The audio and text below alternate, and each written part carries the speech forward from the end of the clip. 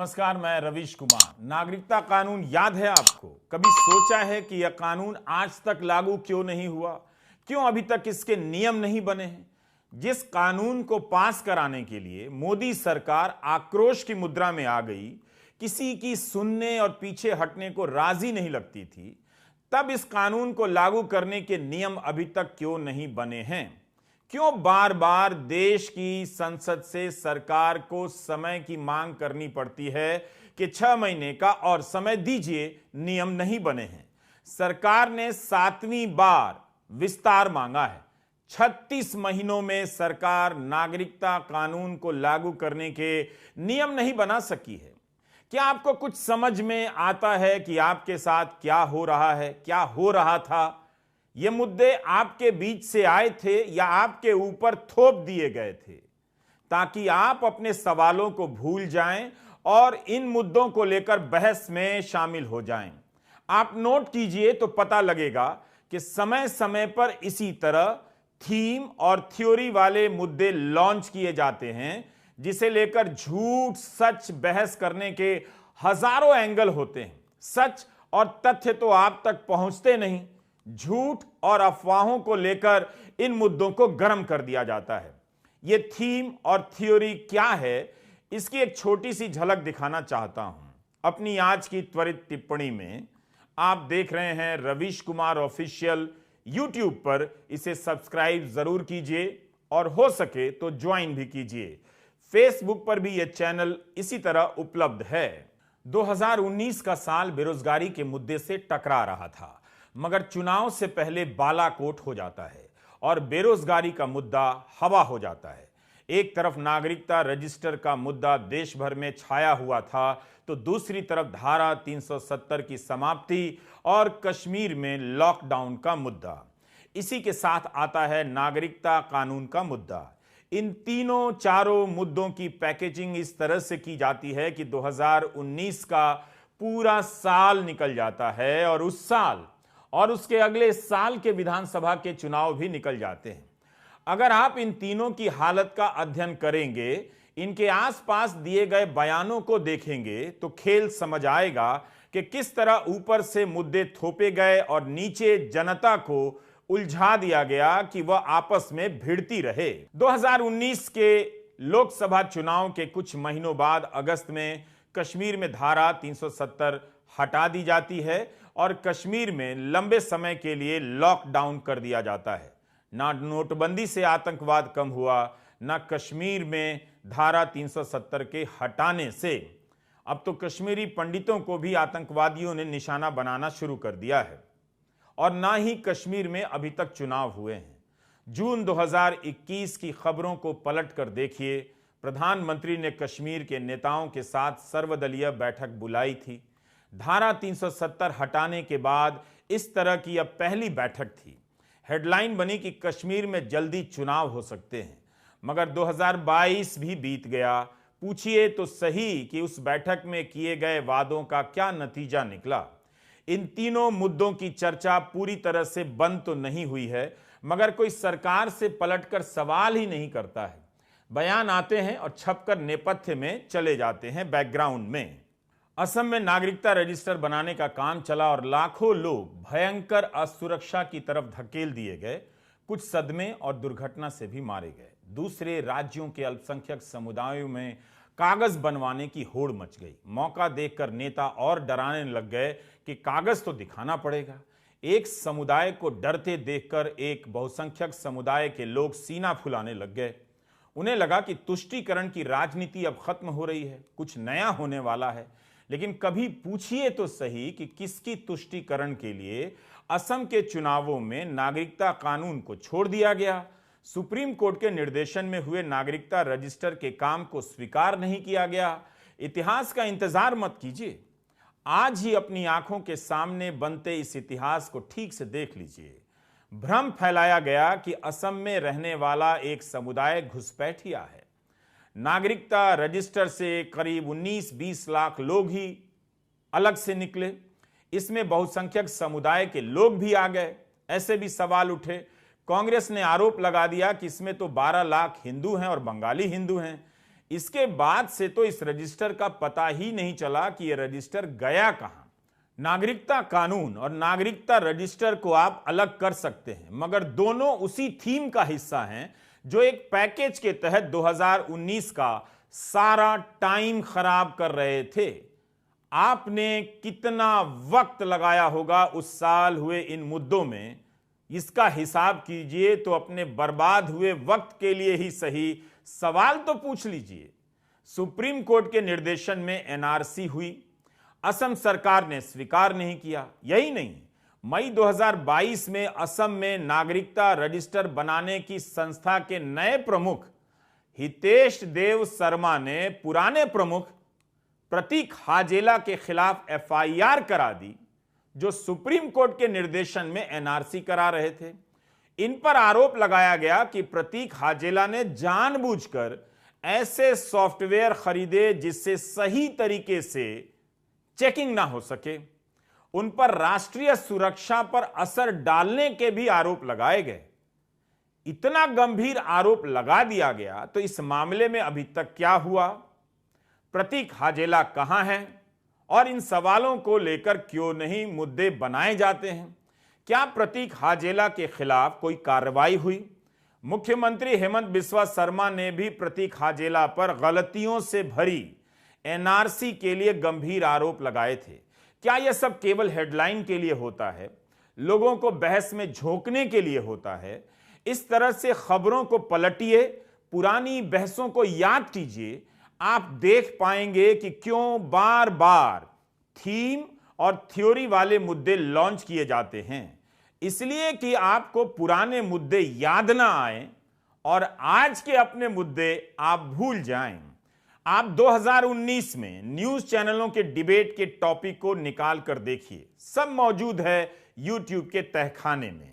उनके थंबनेल पर जो लिखा जाता है उसकी भाषा भी देखिए।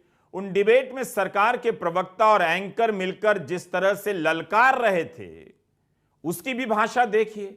आपको खेल समझ आएगा। तब आप नहीं समझ सके, मगर अब आप आसानी से समझ सकते हैं।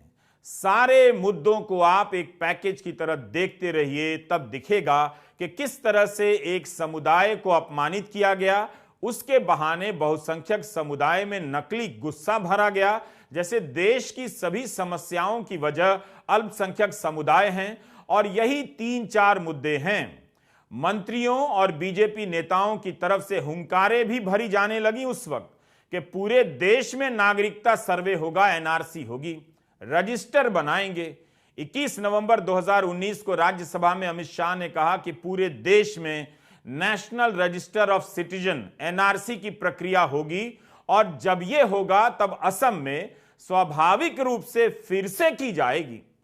अमित शाह ने फिर से इस बयान को जुलाई 2020 में दोहराया। असम में नागरिकता रजिस्टर बनाने का काम तो हुआ, लेकिन जब कई 100 करोड़ खर्च कर दिए गए तो निकला क्या? राजनीति ने भ्रम फैला दिया कि असम में घुसपैठिए भर गए हैं, मगर जो लोग नागरिकता के दायरे में नहीं आ सके उनकी संख्या बहुत बड़ी नहीं थी, हमने बताया। तो उसमें से भी सभी बांग्लादेशी भी नहीं थे। जब कुछ खास नहीं निकला तो इसे बीच राह में छोड़ दिया गया। 2021 में असम बंगाल विधानसभा चुनाव के समय बीजेपी ने कहा कि असम में फिर से एनआरसी होगी जिसमें त्रुटियों में सुधार किया जाएगा। उसका क्या हुआ? जबकि 10 दिसंबर 2019 को अमित शाह का बयान है कि मानकर चलिए कि एनआरसी आने वाला है, तो कहां आया? क्या ये मुद्दे डराने के लिए थे, बहस को गरमाने के लिए थे, एक पक्ष को उकसाने के लिए थे, ताकि इनके नाम पर वो जोश में उबलता रहे और दूसरे समुदाय के प्रति नफरत को हवा देता रहे? जामिया की लाइब्रेरी में हमला हुआ, उधर जेएनयू के साबरमती हॉस्टल में आज तक पता नहीं चला कि साबरमती के हॉस्टल के भीतर घुसकर हमला करने वाले कौन थे। उस समय गृह मंत्री अमित शाह का क्रोनोलॉजी समझाने वाला बयान आया था, याद है? रजिस्टर बनेगा और फिर नागरिकता साबित करनी होगी, क्रोनोलॉजी समझिए। तो उन बयानों की ही क्रोनोलॉजी आपको बता रहा हूं कि क्रोनोलॉजी की राजनीति थी किसके लिए, किस लिए? अल्पसंख्यक को क्या डराने के लिए थी और बहुसंख्यक को क्या भटकाने के लिए थी? यही क्रोनोलॉजी है। दिसंबर 2020 में बंगाल के बीरभूम में गृहमंत्री बयान देते हैं कि अब क्रोनोलॉजी बदल गई है, पहले वैक्सीनेशन होगा, बाद में CAA यानी नागरिकता कानून और NRC यानी नेशनल रजिस्टर ऑफ सिटीजन्स की प्रक्रिया शुरू होगी। CAA के रूल्स बनना भी बाकी है और बिकॉज ऑफ कोरोना इतना बड़ा अभियान चल नहीं सकता, इसलिए जब टीका लगने की शुरुआत हो जाएगी और कोरोना की साइकिल टूटेगी, इस पर हम जरूर विचार करेंगे और जब करेंगे तब आपको सूचित भी करेंगे। मैंने कहा ना पहले, क्रोनोलॉजी में पहला तो समाप्त होने दीजिए। अगस्त 2022 में अमित शाह ने कहा कि कोविड के बूस्टर डोज के अभियान के बाद नागरिकता कानून आएगा। आज से 8 महीना पहले बंगाल के सिलीगुड़ी में गृहमंत्री अमित शाह ने कहा कि कोरोना महामारी खत्म होते ही CAA लागू कर दिया जाएगा। तो क्यों नहीं लागू हुआ? तो इस तरह से अगस्त से लेकर नवंबर 2019 तक धारा 370 को लेकर बहस हुई। फिर 2019 का साल खत्म होते होते नागरिकता कानून को लेकर बहस में उलझा दिया जाता है। बीजेपी के नेता गोली मारने के नारे लगाने लग जाते हैं, बल्कि पटना में इस कानून के विरोध में रैली निकल रही थी और दंगाइयों की भीड़ सामने से आकर गोली चलाने लग गई। मीडिया रिपोर्ट के अनुसार CAA के खिलाफ प्रदर्शनों में देश भर में 25 लोग मारे गए। उस साल इन दो मुद्दों के सहारे अल्पसंख्यक समुदाय को अधिकार बोध के हर कमरे से बाहर निकालने की कोशिशें होती हैं। उनकी नागरिकता और राष्ट्रीयता पर सवाल उठाए जाने लगते हैं कि आप सही हैं तो कागज क्यों नहीं दिखा रहे हैं। याद रखिएगा कि उस साल अगर इसी तरह बेरोजगारी और सरकारी विभागों में खाली पदों को लेकर चर्चा हुई होती तो 3 साल बाद 2022 में प्रधानमंत्री को यह नहीं कहना पड़ता कि 10 लाख भर्तियां होने वाली हैं। ये भर्तियां 2019 से ही शुरू हो सकती थीं। अब आप इसी आधार पर अंदाजा लगा सकते हैं कि 2024 के करीब आने पर कौन से मुद्दों का पैकेज लॉन्च किया जाएगा। एक मुद्दा होगा या 2-3 मुद्दे एक साथ और एक रंग के लॉन्च किए जाएंगे जिसमें जनता को उलझाया जाएगा। गर्मा गर्म बहस होगी और आपके 8 साल इसी तरह हवा में निकल जाएंगे। आपके व्हाट्सएप मैसेज में फिर से नफरती मैसेज आने लगेंगे और हाउसिंग सोसाइटी से लेकर रिटायर्ड लोगों की फौज नफरत फैलाने में लग जाएगी। क्या यह सवाल नहीं है कि जिस असम की राजनीति से नागरिकता कानून का मुद्दा निकला, उसी असम के चुनाव में बीजेपी ने जब घोषणा पत्र जारी किया तो नागरिकता कानून का जिक्र तक नहीं किया। संसद में कानून पास कराने के कुछ महीने बाद ही बीजेपी असम पहुंचते ही इस मुद्दे को लेकर चुप हो गई। मार्च 2021 की मीडिया रिपोर्ट निकालकर पढ़िए। हिंदुस्तान टाइम्स में छपा है कि जब असम में बीजेपी घोषणा पत्र जारी करती है तब नागरिकता कानून को लागू करने का कोई वादा नहीं करती है। नड्डा जी कहते हैं कि राज्य सरकार CAA पर कानून नहीं ला सकती। इसके ठीक 2 दिन पहले जब बीजेपी बंगाल में घोषणा पत्र जारी करती है तब गृहमंत्री अमित शाह कहते हैं कि बंगाल में सरकार बनी तो राज्य की कैबिनेट नागरिकता कानून को लागू करेगी। है ना कमाल। घोषणा पत्र जारी करते हुए गृहमंत्री अमित शाह कहते हैं कि अगर बंगाल में जीत गए तो कैबिनेट की पहली बैठक में नागरिकता कानून लागू करेंगे। असम में कहते हैं कि राज्य सरकार लागू नहीं कर सकती है। बंगाल में सरकार नहीं बनी, असम में तो बन गई। तब फिर बंगाल की तरह असम में यह कानून लागू क्यों नहीं हुआ? नागरिकता रजिस्टर का काम किस स्तर पर है, अब कोई पूछता भी नहीं। यह भी नहीं पूछता कि क्या इस मसले को इसलिए लाया गया कि जनता को बहस की आग में झोंक दिया जाए और बहस करते करते जनता एक दूसरे के खिलाफ हो जाए। यही नहीं, मार्च 2021 में अमित शाह बंगाल में इस कानून के लागू होने की बात कर रहे थे, जबकि खुद उनका मंत्रालय कानून पास होने के 1 साल तक इसके लागू होने के नियम तक नहीं बना सका था। पूछिए तो पूरे देश में NRC कराने का क्या हुआ, असम में NRC का क्या हुआ? नागरिकता कानून पास होने के 36 महीनों में कानून के नियम क्यों नहीं बने? क्यों 7वीं बार 6 महीने के लिए विस्तार मांगना पड़ता है कि नियम बनाने के लिए और समय चाहिए? क्या सरकार किसी खास मौके का इंतजार कर रही है कि इस तरह से नियम बना दिए जाएं कि फिर से पुरानी बहस उखड़ जाए, लोग एक दूसरे के आमने सामने हो जाएं, या सरकार को लगता है कि उससे गलती हो गई, अब इस मुद्दे पर इससे आगे नहीं जा सकते? तो यह बात भी कही जा सकती है। 12 दिसंबर 2019 को राष्ट्रपति ने संसद के पास किए हुए विधेयक पर साइन कर दिया, यह कानून बन गया। लेकिन आज 2 साल से अधिक समय हो गए हैं, कानून लागू नहीं हुआ है। रविवार के हिंदू के पहले पन्ने पर यह खबर छपी है और इंडियन एक्सप्रेस के भीतर के पन्ने पर यह खबर छपी है कि केंद्र सरकार ने राज्यसभा और लोकसभा से नागरिकता कानून के नियम बनाने के लिए 6 महीने का और वक्त मांगा है। 30 जून तक का समय चाहिए। काश कोई पता कर देता कि नागरिकता कानून के विधेयक को तैयार करने में, जो संसद में पेश किया गया, कितना समय लगा और इस कानून के नियम बनाने में 42 महीने का समय क्यों चाहिए। क्या 2024 के नजदीक आने पर इसके नियमों को लेकर मुद्दा गर्म किया जाएगा ताकि भटकाया जा सके, या दूसरे मुद्दे लाए जाएंगे ताकि इसे अनिश्चित काल के लिए लटकाया जा सके? सब कुछ समय पर करने का दावा करने वाली सरकार का रिकॉर्ड आपके सामने है। अमित शाह ने तो यहां तक कहा था कि 2024 के पहले घुसपैठियों को बाहर कर देंगे। 2024 के 1 साल पहले तक तो नागरिकता कानून लागू करने के नियम तक नहीं बना सकी है सरकार और उनका मंत्रालय। यह अमित शाह की रैली है। झारखंड के चाईबासा में एक सभा को संबोधित करते हुए गृहमंत्री अमित शाह ने जो कह दिया उसे सुन लीजिए, मजा आएगा।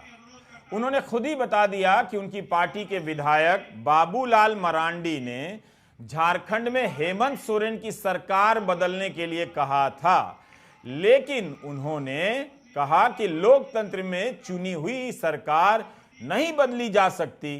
तब फिर अमित शाह से कौन पूछेगा कि मध्य प्रदेश में कांग्रेस की सरकार क्यों बदल दी गई? जनादेश तो कांग्रेस को मिला था। कमलनाथ की सरकार को गिराकर शिवराज सिंह चौहान की सरकार कैसे आ गई? महाराष्ट्र में उद्धव ठाकरे को हटाने के लिए शिवसेना तोड़ दी गई। एकनाथ शिंदे को मुख्यमंत्री बनाया गया और उस सरकार में बीजेपी पार्टनर हो गई। क्या महाराष्ट्र की सरकार चुनी हुई सरकार नहीं थी और लोकतंत्र की सरकार नहीं थी? क्या वो लोकतंत्र नहीं था? कर्नाटक में किस तरह से सरकार बदल दी गई?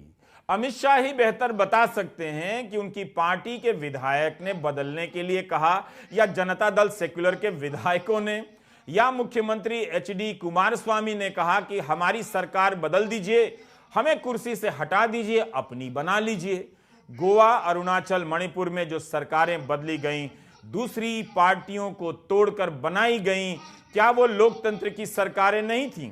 उत्तराखंड में हरीश रावत की सरकार गिराने की जो कोशिश हुई, राष्ट्रपति शासन लगाया गया अवैध तरीके से, क्या वो लोकतंत्र की सरकार नहीं थी?